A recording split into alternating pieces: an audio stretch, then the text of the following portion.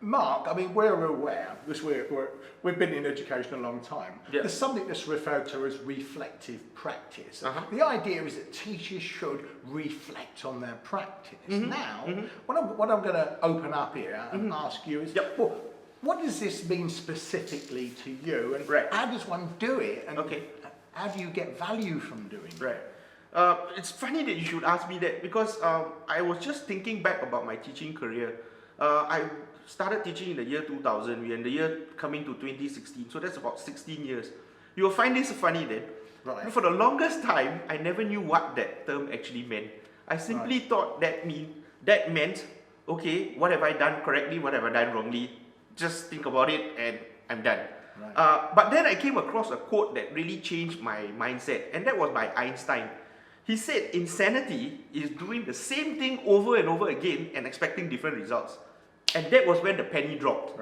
And I then decided that I needed to do something about looking at my practice. When I was asking my students about how I was doing in class, they were saying, "Oh sir, you were great, you are fantastic." But when I actually drilled deeper and asked them, "What exactly have you learned from me?" very few could actually tell me.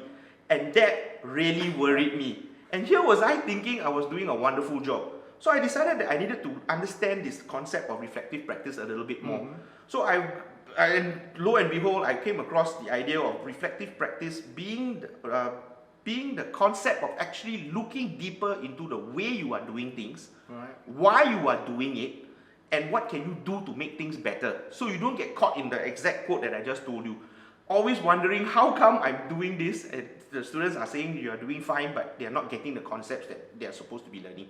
So reflective practice is not just about thinking about your teaching. It's also acting upon it. It's also finding out or really getting deep into finding why the students are not getting it, getting a little bit of data. It can be as simple as doing a simple, like what we are doing now, discussing with the students what exactly are some of your problems that you have in learning this concept. And really taking it and looking at the literature around it. And I think a good example was evidence-based teaching, the first module that we put up online. It was because how do you know certain teaching methods really work? This has been proven by John Hattie in his effect sizes. It's been proven to work, it's evidence-based. Similarly so, I began to link reflective practice with what I would call having solid evidence of why things happen the way they do. And taking this evidence and formulating strategies to improve practice, executing it and collecting enough evidence to prove that it is actually working.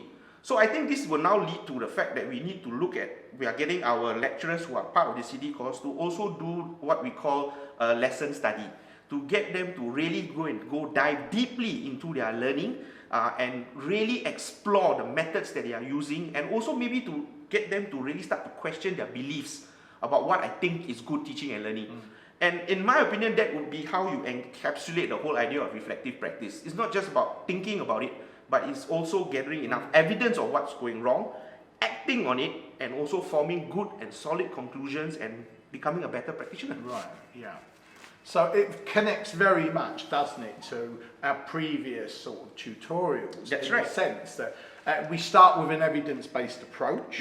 We try it out, we get feedback from our students, we make observations, we may have our peers coming in, and we might start saying, well, if we did a little bit more of this and we changed that, and we made this concept more visible, we put some more worked examples in, we differentiated a bit here, we gradually improve it incrementally over time. And that's how anybody learns anything. It's having a good model of what is good teaching, and then getting the feedback, and then using one of the core principles, which is deliberate practice, isn't it? And that's something we're going to look at. You mentioned lesson study, where you design it, you get feedback, you execute it, and then you get ways to modify it where you think it can be modified, and then you do it again until you get to the stage where you think this is as good as I'm going to get it with the time, and that's really very good practice. Actually, I would like to just highlight one important point. When we talk about reflective practice, I think what we need to understand as to why it is the first module in this whole entire online learning series is because it needs to cut through the entire learning experience.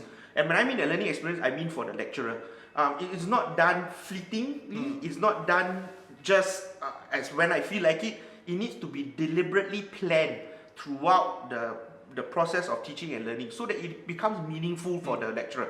So I think you brought up a very important point. It's about deliberate practice, and it's not something that just happens on your drive home or on the ride on MRT home.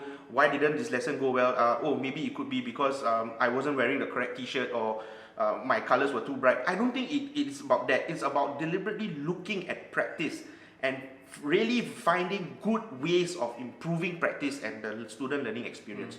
So in summary, it's about deliberate practice, it's about doing it meaningfully, and it's also about making sure that there's an improvement that leads to an improvement in practice. Right, and that's what we're doing over the CT program, That's because right. we're working with our teaching professionals over time, supporting that process. We don't expect them to be great teachers within a week. Exactly. But at the end of the program, we would like to see an high level of competence and hopefully some creativity, and we'll support that process. That's right. So that's why it is important that they engage in meaningful and, more importantly, regular reflective practice. Right.